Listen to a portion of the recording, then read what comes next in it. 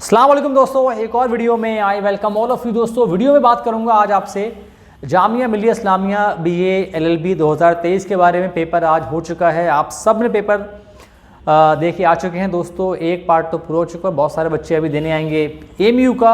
अब मैं बताऊंगा आपको इस वीडियो में पेपर के बारे में, पेपर था कैसा, उसका लेवल क्या था, आसान था मुश्किल था, कौन सा पार्ट आसान था, कौन सा पार्ट मुश्किल था, इन सब के बारे में बात करेंगे आगे वीडियो में। और कट ऑफ क्या रहने वाली है अलग अलग कैटेगरीज़ के अंदर, सब मैं आपको बताने वाला हूँ। यहाँ पर तो सब्सक्राइब नहीं किया अभी तक तो प्लीज़ कर लें, बेल आइकन दबाएं ताकि वीडियो आप तक टाइम पे लगातार पहुँचें। दोस्तों पहले बात कर लेते हैं पेपर के बारे में। दोस्तों पेपर जामिया का जो है इतना आसान तो नहीं आता है, जैसा पेपर आता है उसी टाइप का पेपर आया था। यहाँ पर इस बार इसमें जो है कंप्यूटर वाले पार्ट से कुछ सवाल नहीं आया था जहाँ तक मेरा ख्याल है। बाकी दोस्तों बात करते हैं जो आपका पॉलिटिकल साइंस वाला पार्ट था, वो पार्ट सही आया था। मतलब जो बच्चा पढ़ के अच्छे से गया होगा वो 60-70% कर लिया होगा उसने। कुछ पार्ट तो मुश्किल आता ही है जहाँ पर दिक्कत होती है। इंग्लिश दोस्तों यूजुअल काफ़ी ज़्यादा यहाँ पर सिनोनिम एंटोनिम आते हैं, हर बार 5 आते हैं, तो वो पार्ट जो बच्चे अच्छे होते हैं उसके अंदर। लेकिन बहरहाल मैंने देखा है बहुत मुश्किल वो नहीं था। मतलब अगर 10 सिनोनिम एंटोनिम आए थे तो जहाँ तक मेरा ख्याल है, मैं एज अ टीचर बात कर रहा हूँ, 5-6 उसके अंदर आसान थे, 3-4 ज़रूर मुश्किल रहे थे। दोस्तों जो नॉर्मल GK आती है उसमें कुछ सवाल जो है बड़े अजीब से थे, जैसे कि आईवी कॉन वाला एक सवाल वो था, या आपका मतलब सोलोमन आइलैंड। अब ये सवाल ज्योग्राफी से काफ़ी अंदर से आ गया था, ये किस आइलैंड पे है, सॉरी किस मतलब ओशन के अंदर है, तो ये जिनका लग गया होगा तो लग गया होगा बहरहाल। और कुछ एक सवाल और थे जो कि ऐसे थे जो शायद आपको आमतौर पे नहीं मिलेंगे, जो बहुत ही गहरे में या बहुत ज़्यादा पढ़ने के बाद ही आपको मिलने वाले हैं। दोस्तों बात करते हैं आपसे, और जो साइंस वाला पार्ट आया था, मैंने जो पढ़ाया था उसके काफ़ी सवाल वहाँ से आ गए थे। वहाँ पर मैं अपनी बात कर रहा हूँ, बाकी औरों का मुझे नहीं मालूम, लेकिन अच्छा खासा सवाल वहाँ से आ गए थे। मतलब 70% तक वहाँ से फंस गया था पेपर। तो अगर मैं बात करूं जैसे मैंने पढ़ाया था बच्चों को, तो वहाँ दोस्तों मेरे ख्याल से उस हिसाब से ये पेपर में वो बच्चे 105 से 110 तक आराम से उन्होंने कर लिया होगा, विदाउट तुक्का मारे बात कर रहा हूँ। बाकी हर बार 20-30 सवाल ऐसे आते हैं जो कि उनको छोड़ना ही होता है, वो 2 घंटे का टाइम होता है और 150 सवाल करना होता है, जहाँ पर आपको रीजनिंग और मैथमेटिक्स भी आती है, जहाँ पर आपको थोड़ा सोचना भी होता है। ऐसा नहीं कि देखते ही आप उसको आंसर लगा दो। मैथमेटिक्स सारी पढ़ाई हुई थी, रीजनिंग सारी पढ़ाई हुई थी, तो मैं बात कर रहा हूँ उस हिसाब से। बाकी औरों ने कैसे पढ़ा था आई जस्ट डोंट नो, लेकिन ओवरऑल बात करूँ मैं अपने हिसाब से तो पेपर को मैं मतलब इतना ये टिपिकल एक जामिया वाला पेपर है। ये पेपर को मैं मानता हूँ कि 55% जो है मैं मानूंगा थोड़ा आसान वाला पार्ट था, 55 to 60%। बाकी 40% 45% मेरे हिसाब से बात कर रहा हूँ थोड़ा सा मुश्किल साइड में रहा होगा, क्योंकि जो 12th के बाद जाता है उसके लिए इतना पढ़ना इतना आसान नहीं होता। इवन पूरे साल पढ़े, क्योंकि बहुत ज़्यादा कोर्स होता है, कहाँ सवाल आ जाएगा नहीं मालूम। उसके बाद भी कुछ बच्चों ने बहुत पढ़ा होगा, उसके बाद भी उनको जो है 20-25 सवाल नहीं मालूम हो कहाँ से आ गए। वो हर बार ऐसे ही होता है, कुछ चौंकने वाली बात नहीं है। वही स्मार्ट बच्चा है जो इस बात को समझे और उसके हिसाब से अपना काम करे, वही क्वालिफाई कर पाता है। दोस्तों मैंने बताया आपको ओवरऑल पेपर क्या था। मेरे हिसाब से पेपर सही था, मतलब पढ़ने वाले बच्चे के लिए सही पेपर था। बहुत ज़्यादा मुश्किल, मतलब बहुत मुश्किल का मतलब होता है कि यहाँ पर आपको मान के चलें कि मतलब 80 सवाल मुश्किल हैं और 70 आसान है, वो फिर मुश्किल वाला पार्ट हो जाता है। वो 70 भी ऐसा नहीं है सब बच्चे कर लेते हैं।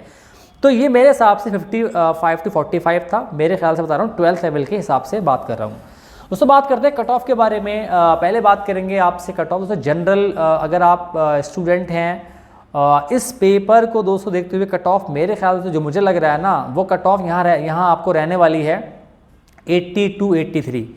इससे ज़्यादा कट ऑफ नहीं रहेगी मेरे ख्याल से, क्योंकि ऐसा नहीं है 60% सारे बच्चों ने कर लिया होगा, तो कई बच्चे बहुत मारते हैं तो वो नंबर नीचे ले आते हैं उनके। तो ऐसा नहीं है कि आपको लगे कि 60% कह रहा हूँ तो सबने 90 कर लिया होगा, ऐसा नहीं है। इतना पेपर ठीक था मेरे हिसाब से बता रहा हूँ, इसलिए मैं लगभग मेरे ख्याल से जो कट ऑफ रहेगी जनरल लेवल 80 से 82 रहेगी, इससे ज़्यादा नहीं रहेगी मेरे ख्याल से। सो अगर आप मुस्लिम कैटेगरी में आते हैं तो आपका स्कोर अगर 78 to 80 बैठेगा, मतलब 77 to 80 मान लें आप, इससे ज़्यादा कट ऑफ नहीं रहने वाली इस पेपर के अंदर। इतना भी 45% थोड़ा सा पार्ट अच्छा आया था। दोस्तों बात करते हैं अगर आप मतलब मुस्लिम OBC ST हैं तो मेरे ख्याल से इस पेपर को देखते हुए अगर आपकी आपके नंबर दोस्तों 73 टू 75 अगर आपने स्कोर कर लिया, इतना स्कोर करना भी चाहिए, देन आई थिंक आपका एडमिशन हो जाएगा, आप लिस्ट 1 में क्वालिफाई करने वाले हैं। तो मुस्लिम वुमेन हैं, अगर आप मुस्लिम वुमेन के अंदर बहुत कट ऑफ यहाँ पर नहीं रहने वाली है, 70 टू 7 मतलब बल्कि 69 टू 72, ये 3 नंबर का हमारा रेंज है ये, इसके बीच में आपका स्कोर आएगा, देन आप लिस्ट 1 में क्वालिफाई करने वाले हैं। जामिया इंटरनल है, अगर आपका स्कोर 66 से लेकर 69 तक आपने स्कोर कर लिया है तो मैं समझता हूँ आपका एडमिशन हो जाएगा, प्लस माइनस एक आध नंबर ऊपर नीचे आप कर सकते हैं, बिल्कुल एग्जैक्ट तो ये मेरा गैस है, ऐसा नहीं कि बिल्कुल एग्जैक्ट ही बैठे, मेरा गैस बहुत बार सही बैठता है, 10 में से 8 टाइम सही बैठता है, तो मैं उस हिसाब से बात कर रहा हूँ। दोस्तों अगर आप जम्मू कश्मीर के हैं, अगर आपका स्कोर 65 टू 68 आ रहा है तो आप क्वालिफाई करने वाले हैं, कोई दिक्कत आपको नहीं होने वाली है। अगर आप कश्मीरी माइग्रेंट हैं दोस्तों, तो इस पेपर को देखते हुए आपका स्कोर अगर 47 टू 50 आप इसके बीच में आपका स्कोर बैठेगा तो आप क्वालिफाई करने वाले हैं इस टेस्ट के अंदर।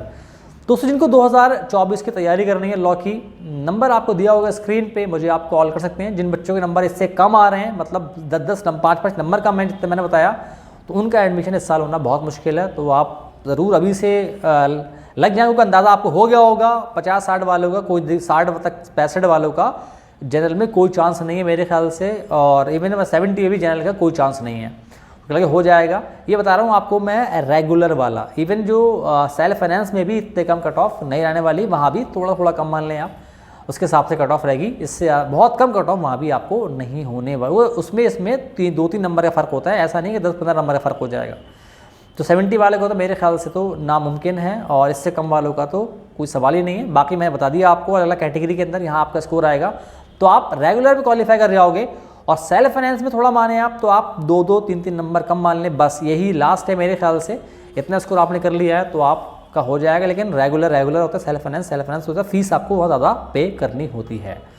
दोस्तों ये था मेरा गैस जामिया लॉ के बारे में 2023 के बारे में। आई होप वीडियो पसंद आपको आई हो, अगर आई तो लाइक सब्सक्राइब शेयर मिलूंगा आपसे अगली वीडियो में। खुदा हाफिज़।